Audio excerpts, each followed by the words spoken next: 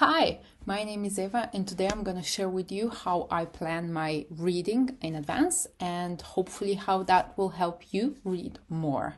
Now, before we get started, let me first put out a couple of disclosures. My reading plan strategy is something that I came up with for myself. Hopefully it will help you, but it's definitely not a specific rule that you should follow or you must follow to successfully read more books. Use it, implement it in your own routine, and hopefully it will be helpful. I am an avid reader. I read a lot, but I'm also a slow reader on average. You may have a different experience about this. You may read more, you may read less. There is no wrong amount of books that you can read at any given point. So don't take my numbers and my amount of read books as something that you have to achieve. Please adapt this reading plan as much as possible to your own needs and availabilities. Now that that's out of the way, let's dive into the video. Here is how I make my choices about what I'm reading and how I plan my reading.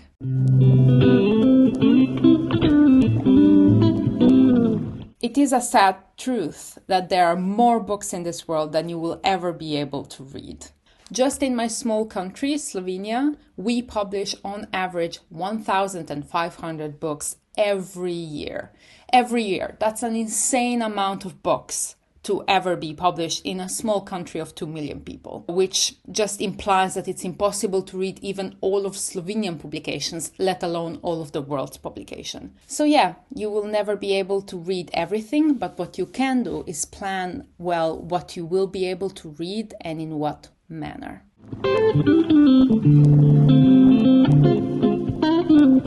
There is a wonderful video available here on YouTube that talks about books, reading, and bookstores made by this guy called Max Joseph. I will link the video below in the description so you can watch it when you have time. I highly recommend this video. But to sum up a part of that video that I find very important, Max at some point gets basically in front of a whiteboard with a friend and calculates how many books he will be able to read in his lifetime. If you read 30 minutes every day, that means that you will need approximately 10 hours to read a single book. With that pace of reading, which is apparently a slow reading pace, you will read approximately one book every 20 days, which amounts to approximately 18 books every year. Now, let's be pessimistic and say that maybe you will skip a couple of days, maybe you won't be able to read every day for 30 minutes specifically. You will probably read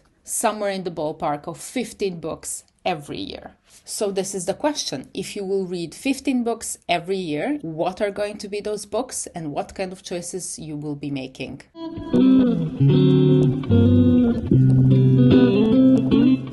So listen, this is probably the hardest part, which is finding out what kind of books you like. I read all sorts of genres, I read all sorts of types of books, so I don't have a problem experimenting and just broadly choosing my books from all winds and all languages. It may not be the case for you. I am personally of the opinion that we can absolutely not finish a book if we don't feel that book. As I talked in previous videos, I don't necessarily finish every book I start. Sometimes books just don't vibe with me in a particular moment, or I don't like the genre, or I don't like the writing. It doesn't really matter. The important thing is that I realize this, that I put the book aside and I start reading something that I actually enjoy. It takes time to find what you like, but once you do, you will be able to find similar books and then go into a flow of reading books that you like over and over and over again. And on very rare occasions, you will find a book that you don't like and you can just skip it. So in this reading plan, consider this part as well, that sometimes you will not finish books because you simply don't like them, and you should give yourself the option to read something else entirely. Just don't give up.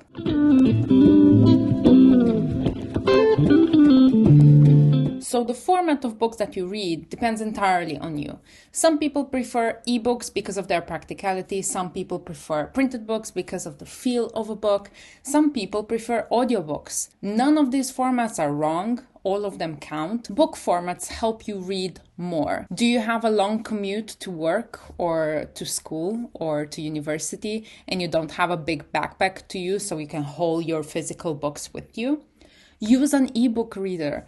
Read from your phone. Do you go for long walks or runs or are outside moving a lot and you would like to listen to something nice? Listen to audiobooks. Enjoy books in their audio versions. Do you like the feel of physical books in your hand, the feel of the page, the smell of the pages? Enjoy printed books, absolutely. No format is above any other, and regardless of the format in which you read, absolutely enjoy it.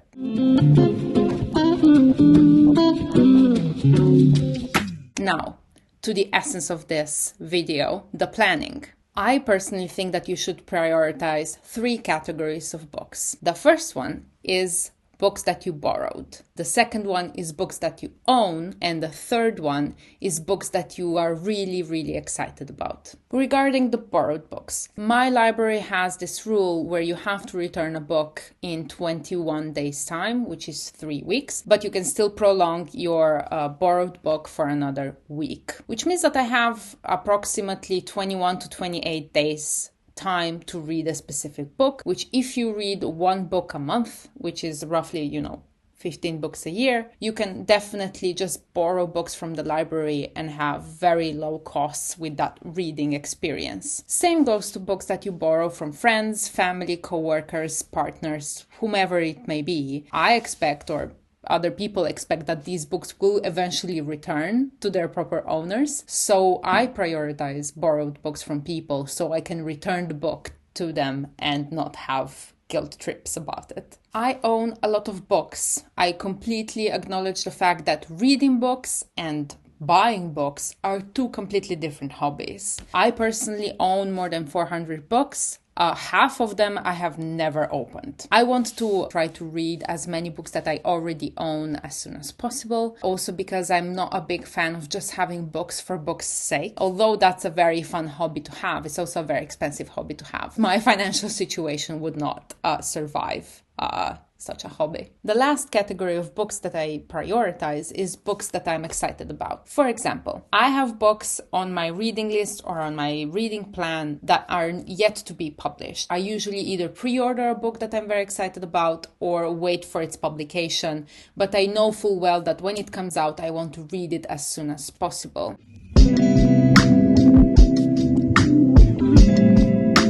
So this is my personal experience. Monthly reads, yearly reads do not work for me. I never read as many books as I plan in a month because every month is slightly different than the other. And I never read the books that I plan that I'm going to read in December. Lists just fall apart too easily for me for those specific periods of time. What works for me is that I plan what I'm going to read for the next couple of months. I plan seasonal readings. Basically, I plan what I'm gonna read every spring, summer, autumn, and winter. That helps me be flexible about how much I'm gonna read each month, but at the same time, it gives me a very specific objective and a very specific list of books that I prioritize for that season. I read approximately 40 books a year. I usually plan for 10 to 15 books ahead of time.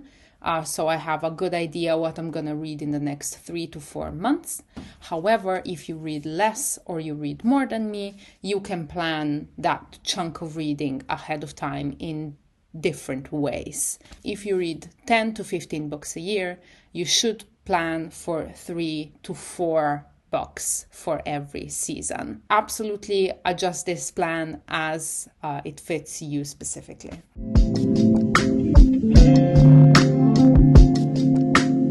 Now, the last point that I want to make is that all plans, the moment they hit reality and real life, fall apart, including mine. Sometimes it happens that I fall sick. Sometimes I have to travel way more than I thought that I will. I don't have time for reading. I'm too tired to read. Sometimes I go on a holiday where my only plan is sitting down and reading my books, and I read way more in that period of time than I possibly expected. So yeah, plans should be just plans, guidelines, general directions of where you want to go, and nothing more. They should not be set in stone. They should not limit you in any way, shape, or form. They should just be there to guide you through what your life is going to be and how you want to manage your time.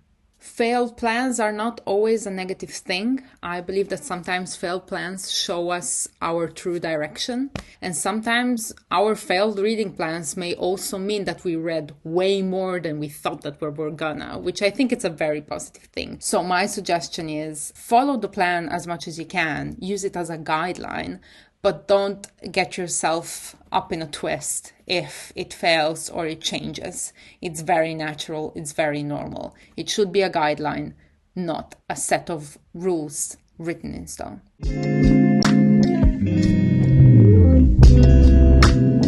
So this is how I personally plan my reading. I plan seasonal reads 3 to 4 months ahead. I plan 10 to 15 books ahead of time, but give myself space to change that number, to move books around, to remove books, to add books, to have book slumps, to have book marathons, and just like generally try to avoid setting my plans or taking my plans way too seriously. And that's it. I hope this video was helpful to you. If you like this video, consider giving it a like. You can also subscribe to my channel if you like the content that I make. Until next time, I wish you a good week. Bye.